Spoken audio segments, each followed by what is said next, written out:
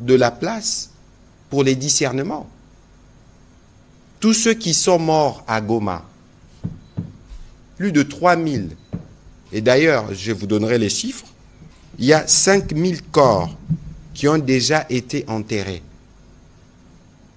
Donc, les bilans, d'après les derniers chiffres reçus du ministère de la Santé, nous allons dépasser les 8000 morts. Au-delà des intimidations, parce que les agents qui sont ici, nous vous parlons des chiffres, des structures, des santé.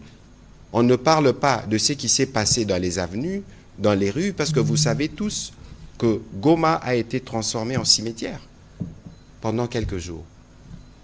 Dans les structures de santé, on a recensé 1568 morts dans ceux qui y étaient. Donc, ça s'y rajoute. Heureusement qu'on a pu obtenir un couloir humanitaire pour faire parvenir le son qui avait été pris ici. Aujourd'hui, on est à plus de 4375 blessés dans les structures de soins de santé. Je précise. Les structures de soins, ça veut dire qui ont été enregistrées dans les hôpitaux.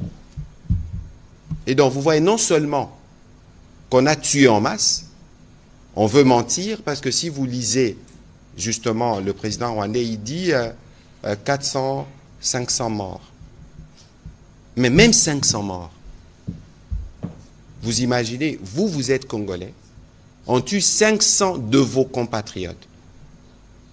Il y en a encore certains qui ne disent pas mot, qui ne compatissent pas. C'est incompréhensible. Quelles que soient nos ambitions politiques ou nos calculs politiciens, quel est le message que nous donnons aux jeunes Congolais lorsque nous-mêmes, nous voulons d'une certaine manière nous satisfaire du massacre de certains de nos compatriotes, des avenirs gâchés, de jeunes enrôlés, des forces, des bébés tués, des camps de déplacés saccagés. Mais toutes ces horreurs-là, comment ne pas y mettre fin? Si nous voulons y mettre fin, nous devons être unis. Si nous devons y mettre fin, nous devons bannir les démons de la division.